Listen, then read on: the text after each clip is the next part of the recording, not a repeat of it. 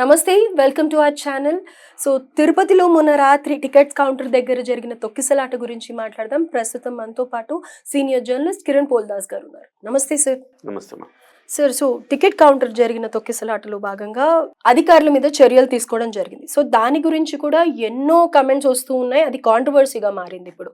So, కొంతమంది మీద action తీసుకున్నట్టు, కొంతమందిని వదిలేసినట్టుగా వినిపిస్తూ ఉంది. దానికి మీరు ఏమంటారు సార్? 100% వాస్తవం అది.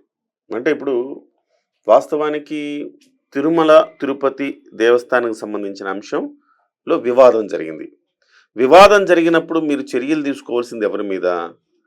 ఈఓ గారి మీద, జేఈఓ గారి మీద, టీటీడీ చైర్మన్ మీద, ఎస్పీ మీద, డిఎస్పీ మీద, కింద ఉన్న జేఈఓ మీద. జేఈఓ అంటే joint collector additional CO something అనమాట. సో ఆ వ్యవహారాలు చూసే వాళ్ళ మీద తీసుకోవాలి. లెక్క ప్రకారం తిరుపతిలో ఈ సెక్యూరిటీ బాధ్యతలు చూస్తున్న వాళ్ళ మీద, టీటీడీ సంబంధించిన వాళ్ళ మీద తీసుకోవాలి. చంద్రబాబు నాయుడు గారు ఏం చేశారు? చంద్రబాబు నాయుడు గారు డిఎస్పీ మీద, ఇంకొక ఆఫీసర్ మీద తీసుకున్నారు చర్యలు. వాళ్ళని సస్పెండ్ చేస్తూ ఎస్పీ గారిని బదిలీ చేశారు. అదే సమయంలో మీరు ఎస్పీ గారిని బదిలీ చేసినప్పుడు మీరు ఈఓ గారిని ఎందుకు స్పేర్ చేశారు? ఈఓ శ్యామలరావు గారు దానికి బాధ్యత కాదా? బాధ్యులు గారా? టీటీడీ చైర్మన్ బాధ్యులు కారా? జేఈఓ వెంకన్న చౌదరి బాధ్యులు కాదా? వీళ్ళందరూ బాధ్యులే కదా. మీరు ఒక ఎస్పీ స్థాయి అధికారి, ఆయన మీద మీరు చర్యలు తీసుకున్నప్పుడు వీళ్ళు కూడా అదే కోవకు వస్తారు కదా. ఆ స్థాయి అధికారులే కదా వీళ్ళు. మళ్ళీ వీళ్ళ మీద మాత్రం మీరు ప్రేమ చూపించి కేవలం ఎస్పీ గారిని మాత్రమే బదిలీ చేస్తే ఒక రాంగ్ ఇండికేషన్స్ వెళ్తాయి కదా. ఈ అంశాన్ని ఎందుకు ప్రభుత్వం నిర్లక్ష్యం చేసిందో అర్థం కావట్లా. పవన్ కళ్యాణ్ గారు మాట్లాడుతూ ఈఓ గారు బాధ్యత తీసుకోవాలి, జేఈఓ గారు వెంకన్న చౌదరి గారు బాధ్యత తీసుకోవాలి, బిఆర్ నాయుడు గారు బాధ్యత తీసుకోవాలి, వీళ్ళందరి బాధ్యతలు ఉన్నాయి ఇందులో, అందరి తప్పిదం ఉన్నది ఇందులో అని చెప్పేసి ఆయన చాలా స్పష్టంగా చెప్పినప్పుడు మీరు కేవలం ఒక ఎస్పీని మాత్రమే బాధ్యుని ఎలా చేస్తారు? కింది స్థాయి డిఎస్పీని మీరు సస్పెండ్ చేశారు. ఓకే, ఆయన ప్రత్యక్షంగా ఆయన నిర్లక్ష్యం ఉందని చెప్పేసి మీరు సస్పెండ్ చేశారు. ఓకే, దానికి అంగీకరించాల్సిందే. ఎస్పీని కూడా బదిలీ చేశారు. సరే, ఓకే, ఎస్పీ స్థాయిలో మీరు చర్యలు తీసుకుంటున్నారన్నప్పుడు అదే స్థాయిలో ఉన్న ఈఓ గారిని ఎందుకు మీరు స్పేర్ చేశారు? జేఈఓ వెంకన్న చౌదరిని ఎందుకు మీరు స్పేర్ చేశారు?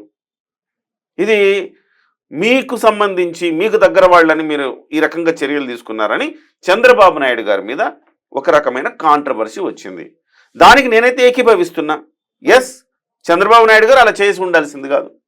ఇంకొక అంశాన్ని మీకు ప్రస్తావిస్తా.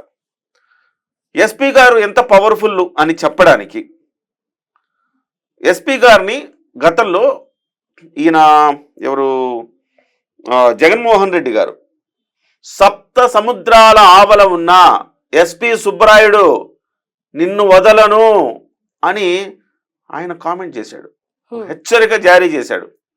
అలాంటి అధికారికి మీరు ఇచ్చిన బహుమానమా ఇది? సరే, నేను చర్యలు తీసుకోవడాన్ని నేను 6 ప్రాణాలు పోయినాయి కాబట్టి నేను ఎస్పీ మీద కూడా చర్య తీసుకుంటానంటే సరే, బహుశా మీరు అంత తీవ్రంగా తీసుకున్నారు, ఎస్పీ మీద చర్య తీసుకోవాలనుకుంటున్నారంటే మరి జేఈఓ ఈఓని ఎందుకు వదిలేసినట్టు అని ప్రశ్న ఎదురవుతుంది. వాళ్ళని అట్లానే ఉంచి ఎస్పీ మీద చర్య తీసుకోవడం తప్పు కాదా అని వస్తుంది. ఇవాళ జగన్మోహన్ రెడ్డి గారు చెప్పింది మీరు చేశారు కదా. జగన్మోహన్ రెడ్డి గారికి వ్యతిరేకంగా నిలబడి ప్రభుత్వం కోసం ఒక గట్టిగా పోరాడిన ఒక ఎస్పీ సుబ్బరాయుడు గారిని మీరు ట్రాన్స్ఫర్ చేయడానికి ఏం సంకేతం ఇచ్చారు? జగన్మోహన్ రెడ్డి ఆనందించే సంకేతం ఇచ్చారు కదా మీరు. అంటే పొలిటికల్గా కొన్ని ఉంటాయి. ఆ పొలిటికల్గా ఎస్పీ ఒక తప్పు జరిగినందుకు క్షేత్రస్థాయి అధికారులు మీరు పనిష్ చేశారు.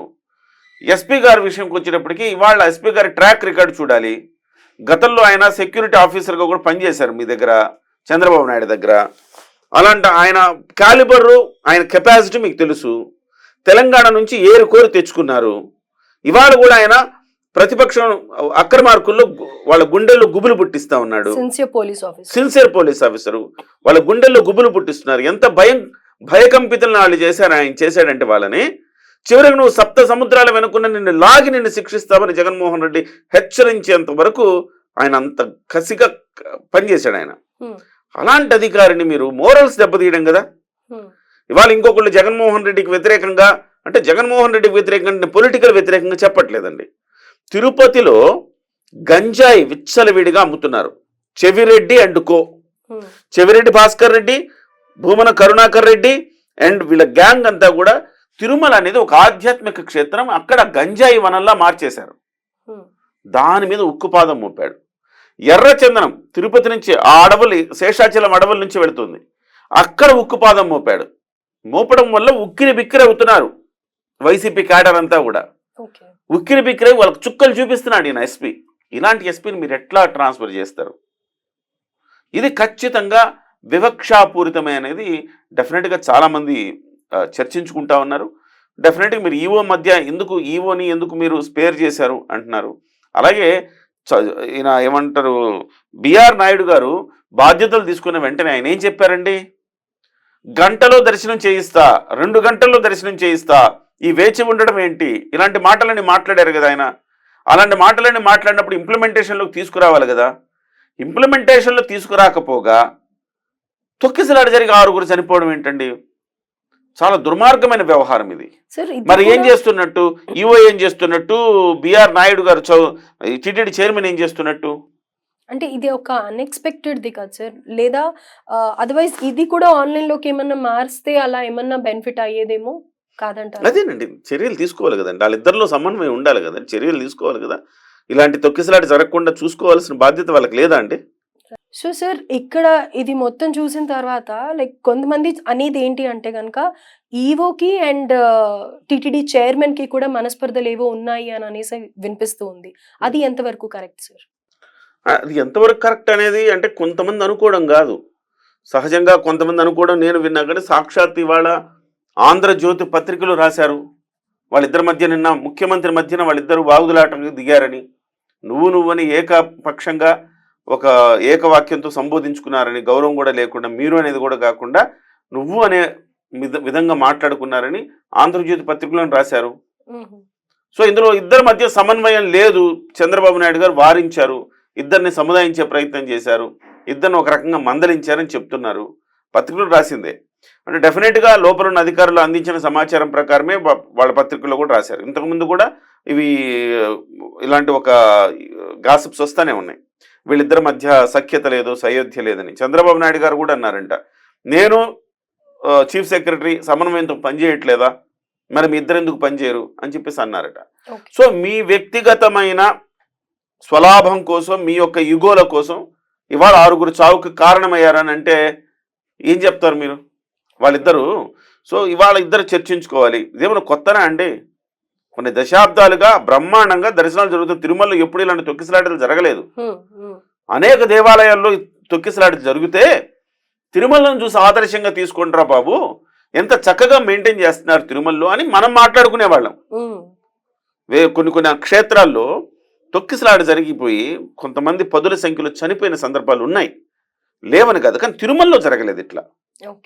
సో ఇలాంటి వాటికి కొంచెం బుర్ర ఏమన్నా ఉన్నదా? ఈ రకంగా గొర్రెల్ని, పందుల్ని మీరు తోలేసి ఆ పార్కుకి తాళం వేసేస్తే, ఒక్కసారికి వదిలితే జనం ఎట్లా వస్తారు? తెలుసు కదా. ఇదేమన్నా కొత్తనా? ప్రతిసారి వైకుంఠ ఏకాదశి వస్తుంది. ఇవాళ వైకుంఠ ఏకాదశి, ప్రతిరోజు ప్రతి సంవత్సరం వైకుంఠ ఏకాదశి వస్తుంది. వచ్చినప్పుడు ఎట్లా చేయాలి? ప్లానింగ్ ఉండదా? టీటీడీ చైర్మన్ గారు మీటింగులకి రారా? ఆయన వీళ్ళు పిలవరా? వీళ్ళిద్దరి మధ్య విభేదాలు ఉంటే చివరికి ఎక్కడికి దారి తీస్తుందో చూస్తున్నాం. కానీ చంద్రబాబు నాయుడు గారు చేసింది ఏంటి? వీళ్ళిద్దరి మధ్య విభేదాలు ఉన్నాయని తెలుసు, అన్నీ తెలుసు, వీళ్ళు సక్రమంగా పనిచేయలేదని తెలుసు, మీటింగులు పెట్టలేదని తెలుసు. అసలు బాధ్యులు ఎవరు? ఈవో గారు బాధ్యులు. ఈవో గారు, టీటీడీ చైర్మన్ గారు ఏమంటారు? నన్ను మీటింగులు పిలవట్లేదండి, నాకు కనీసం ఏం చెప్పట్లేదు అంటాడు. నువ్వు నాకు చెప్తున్నావా అని ఆయన అంటున్నా అంట తిరిగి. నువ్వు ప్రెస్తో మాట్లాడేటప్పుడు కనీసం నా దగ్గర ఫీడ్బ్యాక్ తీసుకోవాలి కదా, నీ ఇష్టానుసారం నువ్వు మాట్లాడుతున్నావు. ఒక సమన్వయ లోపం ఎంతకు దారి తీసిందంటే ఒక 6 ప్రాణాలు పోవడానికి దారి తీసింది. నిన్న పవన్ కళ్యాణ్ గారు అన్నారు కదా, మరి ఈఓని జేఈఓని ఎందుకు సస్పెండ్ చేయలేదు మీరు? ఎందుకు బదిలీ చేయలేదు మీరు? ఆ ఈఓ పాత్రని ఎప్పుడైతే లడ్డూలకు సంబంధించి కూడా నాకెందుకు ఈఓ పాత్ర అంత కరెక్ట్గా అనిపించలేదు. లడ్డు కల్తీ వ్యవహారంలో కూడా భిన్నమైన వాదనలు కొంత వినిపించినాయి ఆయన దగ్గర నుంచి కూడా. అదే ఒక ఆయుధంగా మలుచుకుంది ప్రతిపక్షం కూడా. సో ఇవాళ మీరు ఈవో అసమర్థత అని ఎందుకు అనుకోవట్లేదు?